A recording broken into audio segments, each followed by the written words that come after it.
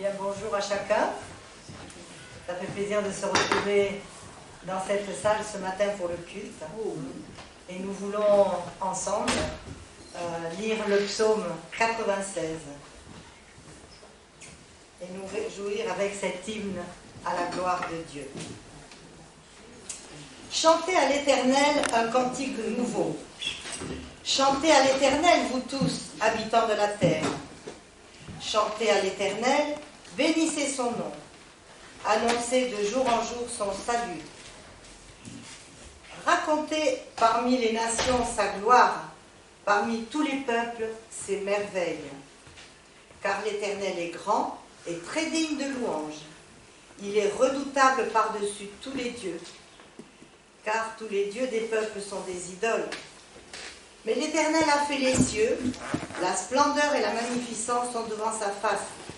La gloire et la majesté sont dans son sanctuaire.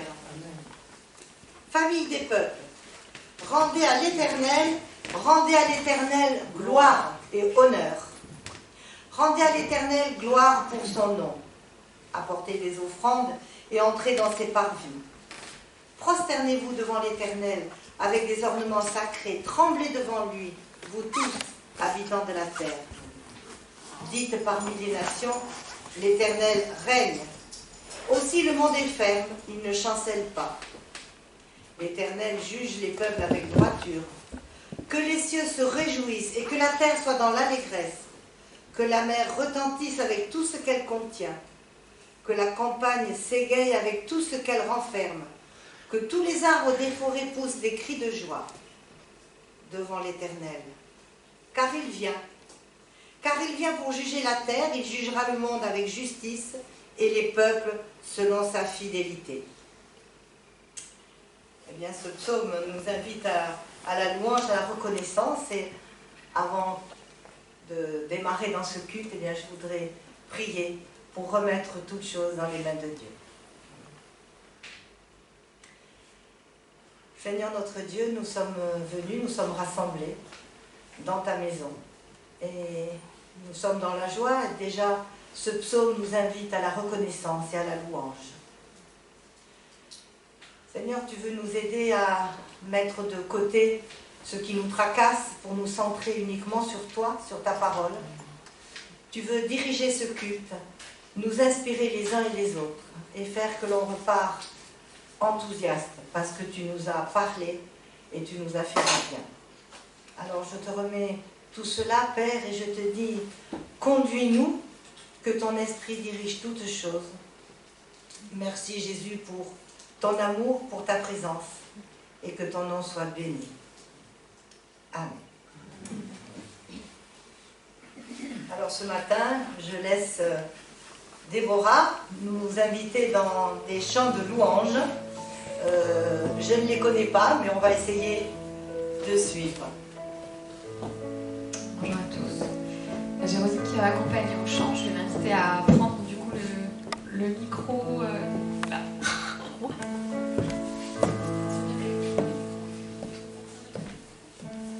On va prendre ce chant qui dit à la croix.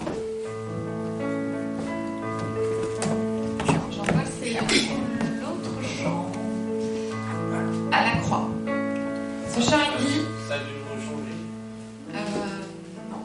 C'était bien à la croix. C'est ce chant qui dit Seigneur, tu me cherches, tu me connais. Je vous invite, pour ceux qui veulent se lever pour le chanter, d'être libre de sa manière.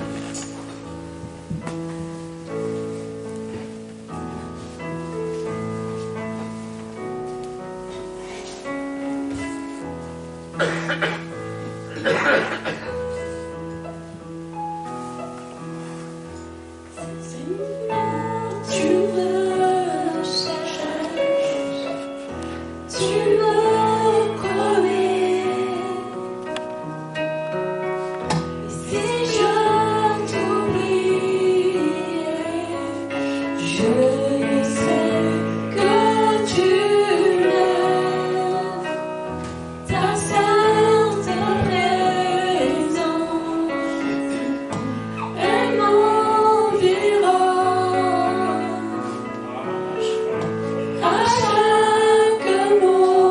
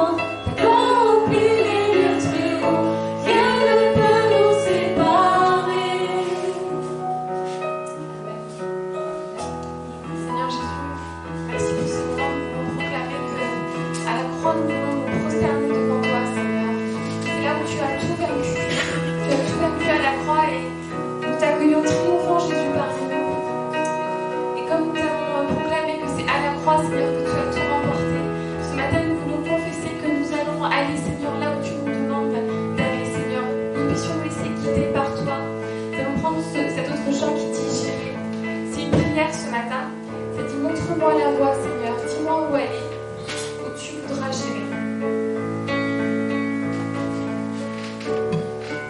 Montre-moi la voie, dis-moi où aller, tu voudras gérer. Si tu ouvres la porte, c'est qu'on ne peut fermer. Si tu m'aides à gérer,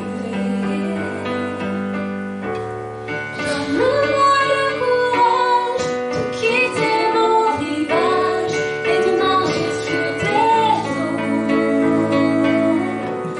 Le courage d'être libre et d'oublier le passé, le déposer à tes pieds. Montre-moi la voie, dis-moi où aller, où tu voudras gérer. Si tu ouvres la porte, c'est qu'on ne peut fermer. Si tu es là, j'irai. Donne-moi le courage de quitter mon rivage et de marcher sur tes eaux. Le courage d'être libre et d'oublier le passé, de déposer à tes pieds. Donne-moi le courage de quitter mon rivage et de marcher sur tes eaux. Le courage d'être libre et d'oublier le passé, de déposer à tes pieds, à tes pieds.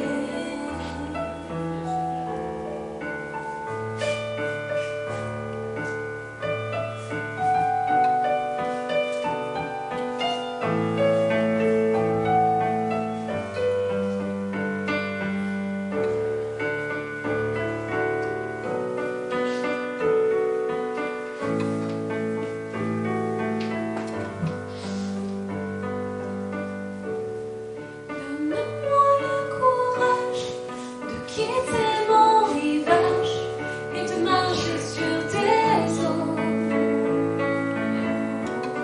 Le courage d'être libre et d'oublier le passé, le déposer à tes pieds. Dernière fois, Seigneur, donne-nous le courage. Donne-moi le courage de quitter mon rivage et de marcher sur tes eaux.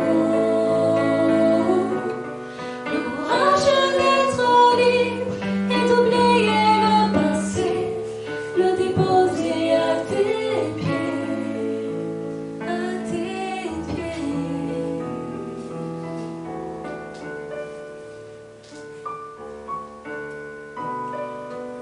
Chacun puisse être libre ce matin d'élever sa voix.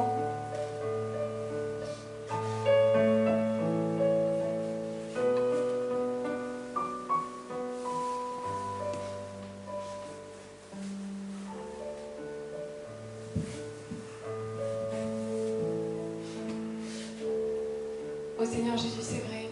Nous voulons que tu nous donnes le courage d'aller sur ton rivage par les yeux de la foi, Seigneur. Combien ce chant, Seigneur, est profond. Seigneur, nous voulons laisser nos passés, tout ce qui nous empêche de t'adorer ce matin, tous nos fardeaux, tous nos poids, toutes nos blessures. Nous voulons tout te déposer, Seigneur Jésus, à la croix. Nous allons chanter, nous venons nous prosterner à la croix. Nous voulons nous abandonner à toi, Seigneur. Prends tout ce matin, que nous puissions, Seigneur, avoir avec les yeux de la foi, aller vers cette voie sur laquelle tu nous appelles chacun dans nos vies. Seigneur, merci pour ta présence, Jésus, dans ce lieu. Merci pour ta présence parmi nous. Tu dis que là où 2 ou 3 sont réunis, tu es là. Et même si nos yeux physiques ne te voient pas, tu es présent, Jésus, dans ce lieu. Nous t'apportons encore nos cœurs, nos vies, Seigneur. Prends tout, viens par ton Esprit Saint, viens viens vraiment souffler en nous ce matin. Viens, Seigneur, viens nous parler à chacun. Merci encore de bénir Geneviève. Bénis ces moments, Seigneur. Que nous puissions, Seigneur, être à l'écoute de ta voix, être à l'écoute de ce que tu veux nous dire. Merci, Seigneur Jésus. Merci parce que tu es présent dans ce lieu.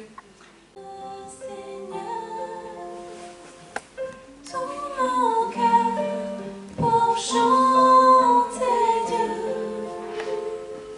Magnifique est le Seigneur. Alléluia,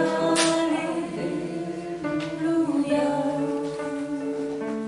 Que puissance, honneur et gloire reviennent au Dieu trois fois saint, aujourd'hui et à jamais.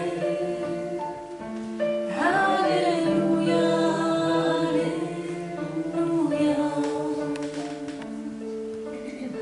Alléluia, Alléluia.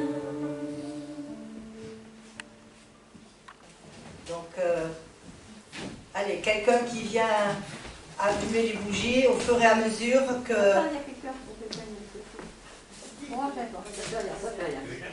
Alors, oui, allume la plus grande, ça sera plus facile.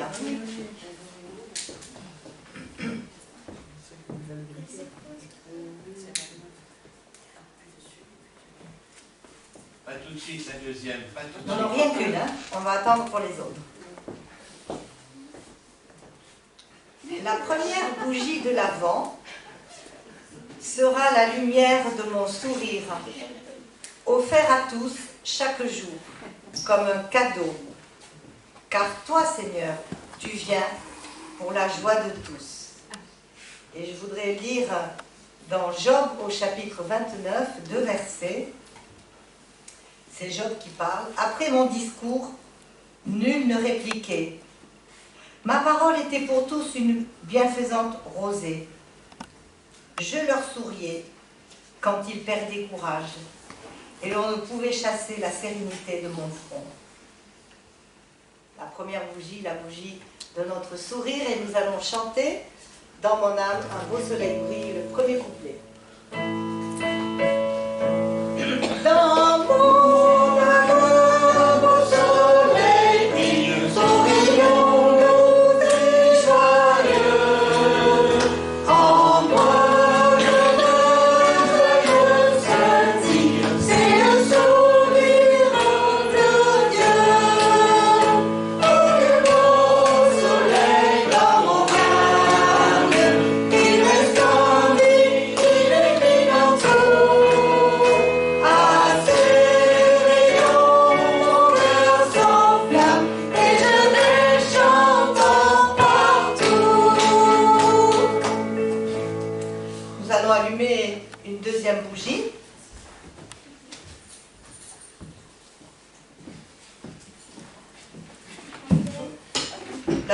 La plus longue.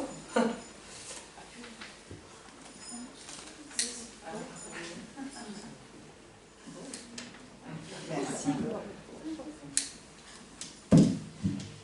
La deuxième bougie de l'Avent sera la lumière de ma douceur, distribuée à tous chaque jour comme du bon pain. Car toi, Seigneur, tu donnes à chacun ton amour. Et voici ce qui est écrit dans Philippiens 4, au verset 4 et 5. Réjouissez-vous toujours dans le Seigneur, je le répète, réjouissez-vous, que votre douceur soit connue de tous les hommes, le Seigneur est proche. Et nous chantons le fruit de l'esprit.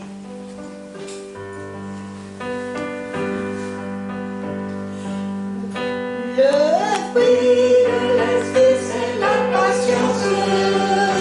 Le fruit de l'esprit, c'est la paix. Le fruit de l'esprit, c'est la fidélité, la joie et la pureté. Le fruit de l'esprit, c'est l'espérance.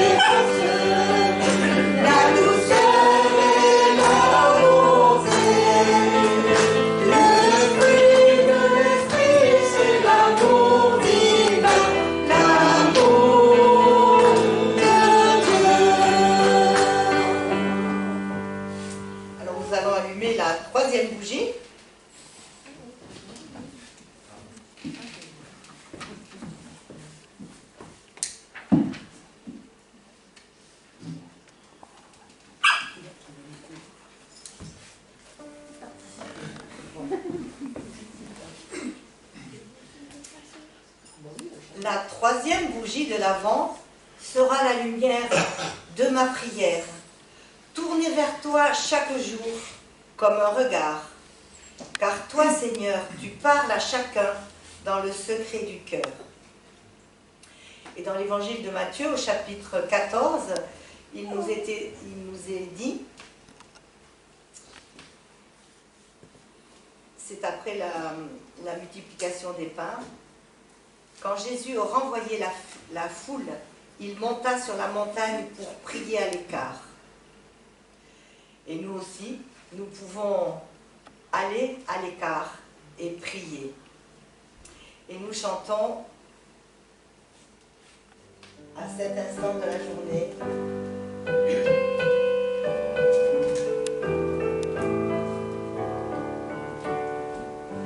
À cet instant de la journée, Seigneur, nous sommes face à toi, sur toi se fixent nos pensées, Jésus, pour discerner ta voix.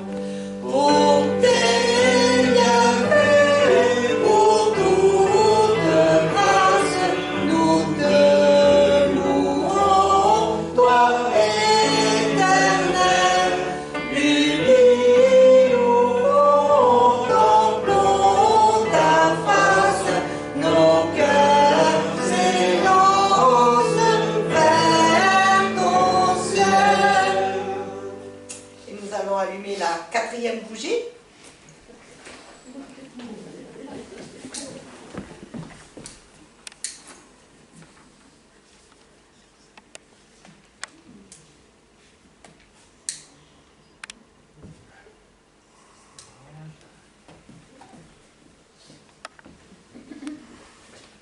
La quatrième bougie de l'Avent sera la lumière de mon pardon, accordée à tous chaque jour comme une main tendue.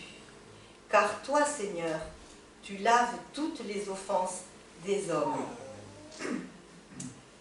Et voici ce que dit Jésus dans l'évangile de Marc au chapitre 11, et c'est le verset 25. Lorsque vous êtes debout, faisant votre prière, si vous avez quelque chose contre quelqu'un, pardonnez, afin que votre Père qui est dans les cieux vous pardonne aussi vos offenses. Et nous chantons « Amis, écoute, c'est la nouvelle ». Amis, écoute, c'est la nouvelle. Dieu nous délivre par Jésus. Il veut le faire si que la peine. Aucun de nous n'en est exclu. Allons à lui, là,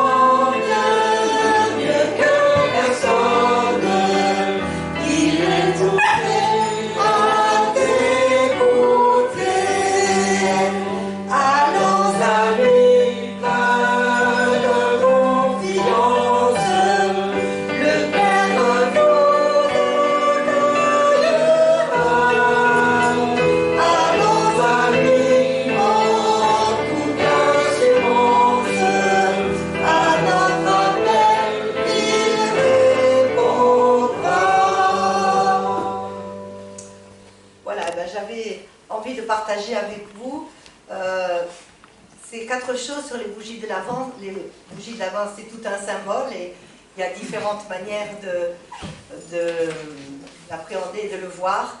Et j'ai trouvé ce texte tellement beau. Le sourire, la douceur, la prière et le pardon. Et il me semble que, alors que nous nous approchons de plus en plus vers la fête de Noël, c'était important de le rappeler.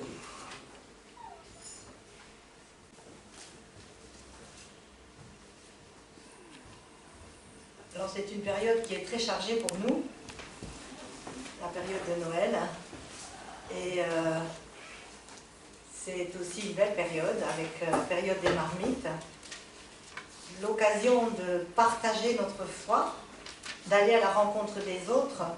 Bien sûr, nous les sollicitons pour qu'ils donnent quelque chose, mais c'est surtout un temps de témoignage et de véritables rencontres.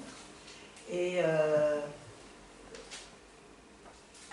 j'aime bien quand les gens s'arrêtent et prennent le temps de parler et qu'on peut partager quelque chose ensemble. Alors ce matin, je voulais partager avec vous la rencontre de 2 femmes totalement différentes, mais c'est une rencontre pleine de respect, de joie et de communion. Alors les textes s'affichent, mais nous les lirons au fur et à mesure. Alors, vous qui avez assisté à la fête de Noël la semaine dernière, vous savez qu'il a été parlé de Zacharie et d'Élisabeth. Donc, la première des personnes dont je veux parler, c'est Élisabeth. Élisabeth, c'est une personne âgée.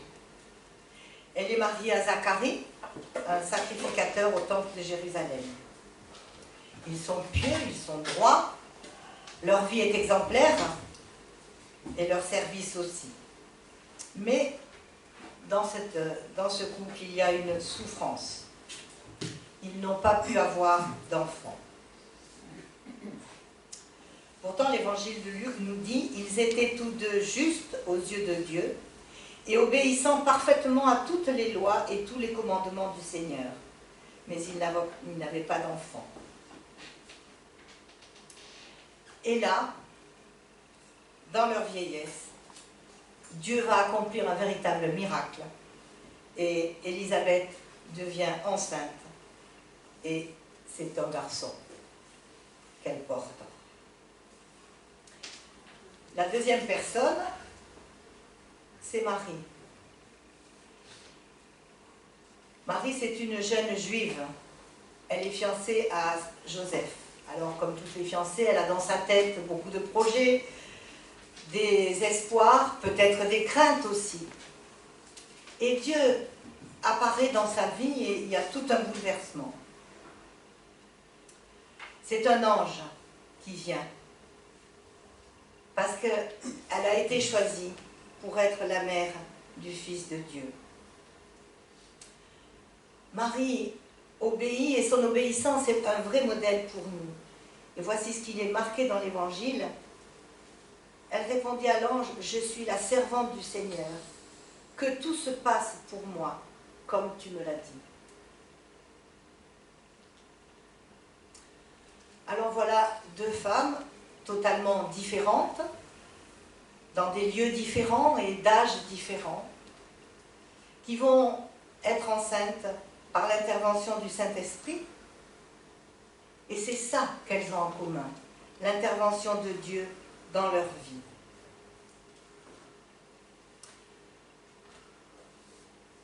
Élisabeth, elle va donner naissance au dernier des prophètes, Jean-Baptiste.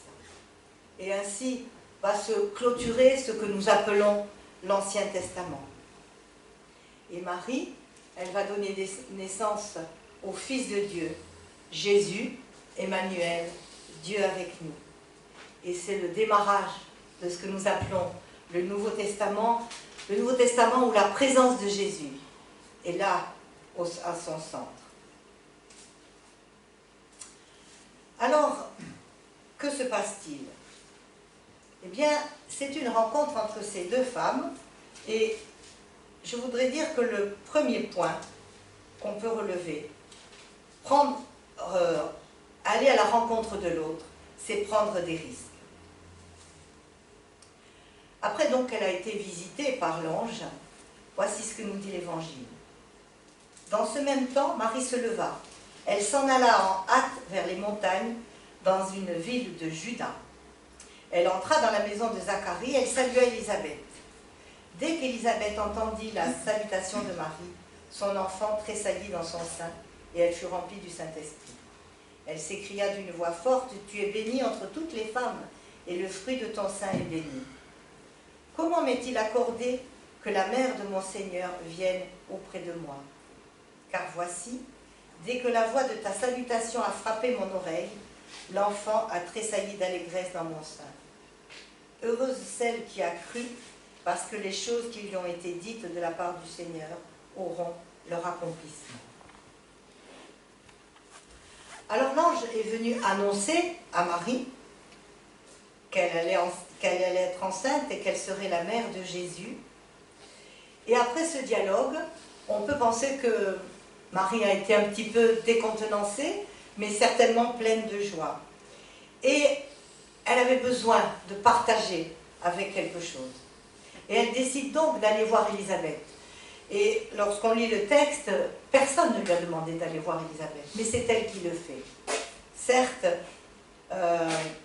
Élisabeth est sa cousine, et je pense qu'elle a besoin de partager ce mystère, cette nouvelle, cette chose qui se passe. Et elle va pour rencontrer Élisabeth. Et comme je disais que oser la rencontre, c'est prendre du risque. Après tout, elle ne sait pas comment Élisabeth va réagir. Va-t-elle se réjouir? Va-t-elle la critiquer? Est-ce qu'elle sera bien accueillie? Est-ce que Élisabeth refusera d'accepter ce mystère et ce secret? Ne sera-t-elle pas jalouse? Parce qu'elle aussi, elle aurait voulu avoir un enfant et Marie ne le sait pas que l'ange l'a visité aussi. Marie prend ce risque et elle va à la rencontre d'Élisabeth. Et ce n'est pas un simple trajet, 150 km séparent les deux endroits où sont Marie et Élisabeth. Mais elle a envie de partager et elle prend le risque d'aller voir sa cousine Élisabeth. Je dirais que le deuxième point, rencontrer l'autre, c'est sortir de soi, de son bien-être, pour accueillir l'autre. L'accueillir dans le respect, dans ce qu'il dit, et dans la reconnaissance de ce que Dieu permet cette rencontre. Nous l'avons lu, quand Marie rentre, Élisabeth l'accueille avec joie.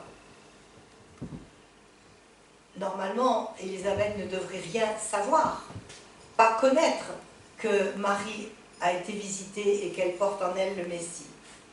Mais elle le sait à ce moment-là, et elle laisse éclater sa joie, et elle reconnaît et elle loue déjà cet enfant qui va naître. Je dirais que rencontrer l'autre, c'est aussi l'encourager. Et je pense que au-delà du moment qu'elles ont passé, au moment où elles se sont saluées, je pense qu'elles ont pu, tout au temps de la grossesse, s'encourager.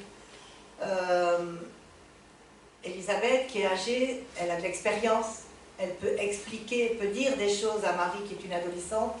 Et Marie, dont la foi est pleine d'élan, de la fougue de la jeunesse, va pouvoir aussi soutenir Élisabeth, peut-être face aux questions qu'elles se posent toutes les deux. Et puis, un autre aspect de la rencontre, c'est le temps de communion fraternelle. Et ce qu'il faut dire, c'est que dans nos rencontres, le temps de communion fraternelle n'est possible que par l'Esprit.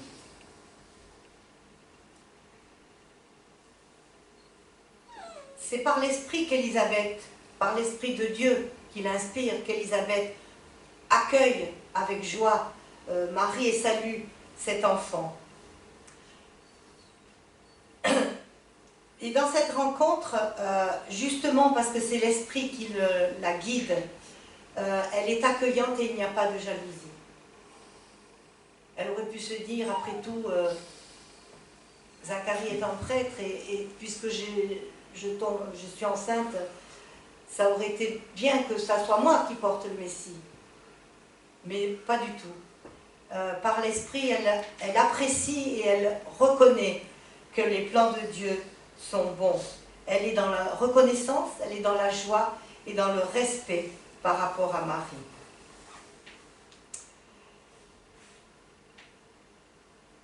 Dans leur rencontre, l'Esprit de Dieu est au centre. Et je pense que toutes les paroles qu'elles échangent à ce moment-là, et qu'elles échangeront pendant le temps, puisque la Bible nous dit que Marie va rester un certain temps avec Élisabeth, tout ce qu'elles vont partager, tout ce qu'elles vont se dire, sera toujours guidé par l'Esprit.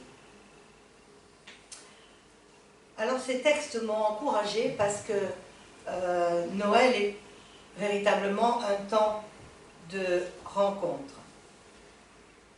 Et que ce soit à la marmite ou que ce soit dans les simples circonstances de la vie, il y a des occasions de parler.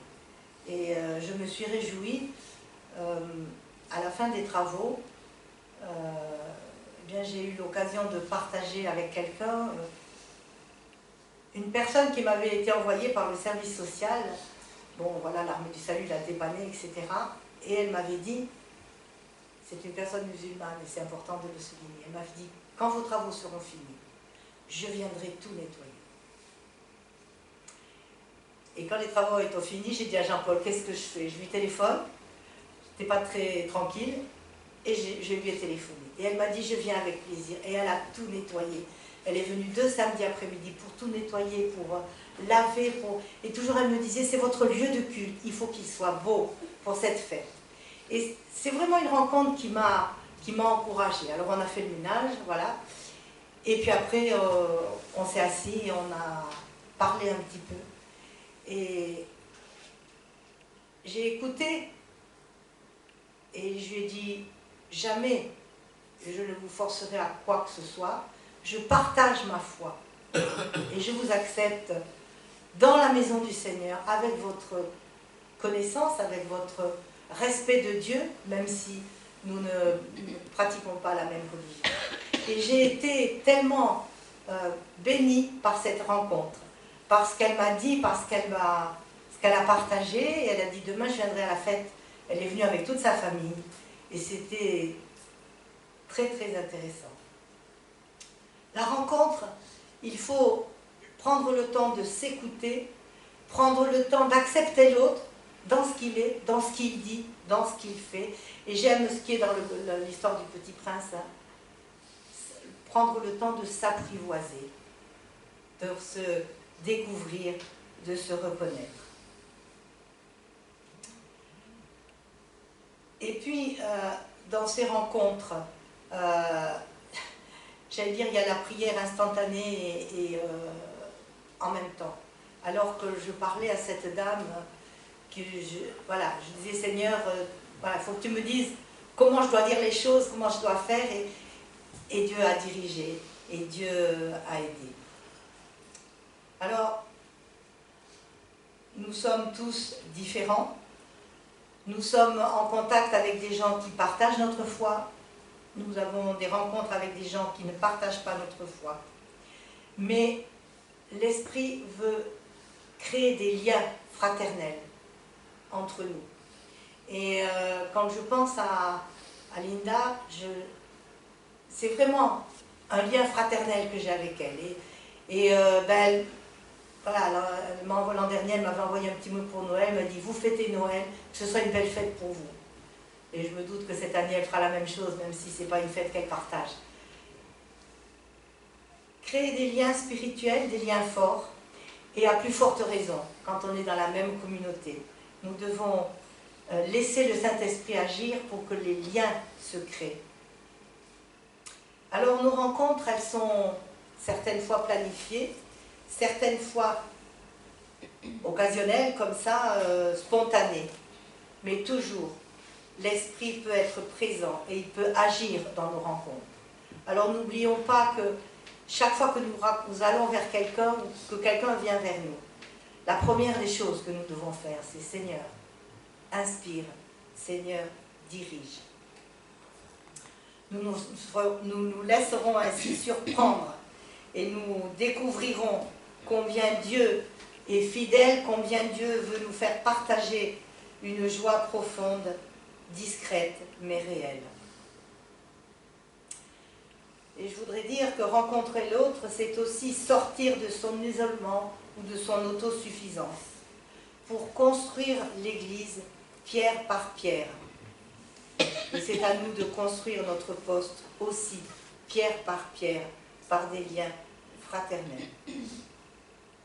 Alors je vous invite à chanter avec moi ce cantique « Béni soit le lien qui nous unit en Jésus ».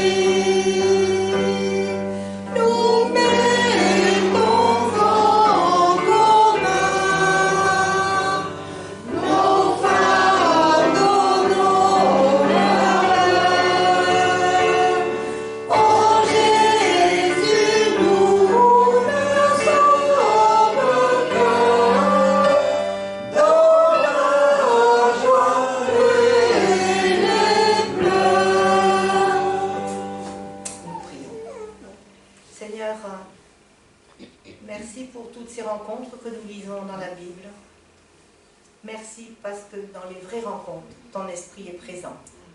Et c'est ce que nous te demandons pour nous et pour ce que nous essayons de faire lorsque nous témoignons. Et dans notre communauté, Seigneur, tu veux nous rappeler que nous avons tous notre place, qu'il n'y a pas de sujet d'être égoïste, sujet d'être jaloux. L'exemple d'Élisabeth est tellement beau pour nous. Elle s'est réjouie et n'a pas du tout été jalouse de ce qu'elle portait en elle, le dernier prophète, et que c'était Marie qui portait en elle le Messie. Que nous sachions dans la manière dont nous sommes ensemble, dans notre communauté, dans notre Église, de travailler ces liens de l'esprit et de te demander vraiment d'agir. Nous voulons des rencontres vraies. Nous voulons que nos témoignages partagés soient dans l'écoute et dans le respect de l'autre et guidés par ton esprit pour que chaque rencontre soit le sujet de la joie, un sujet de joie, un sujet de reconnaissance. Alors Seigneur, merci et aide-nous dans le quotidien. Nous te le demandons au nom de Jésus. Amen. Et je voudrais partager la bénédiction avec vous.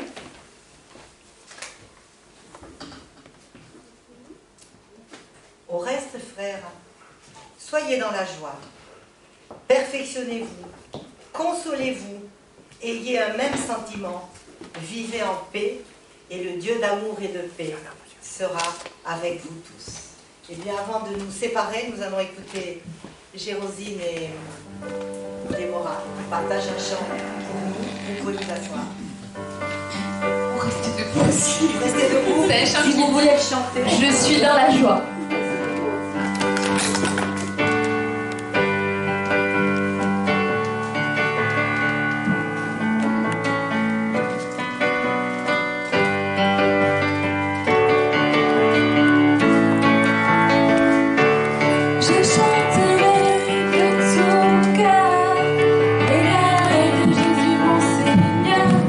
Il m'a délivré de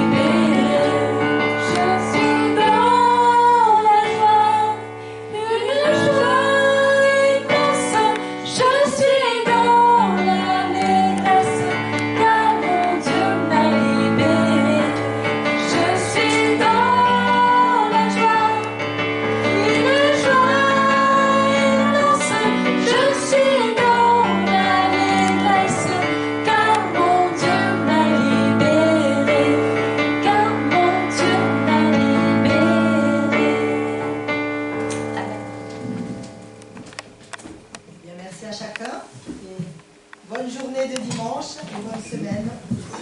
Bonne fête de Noël.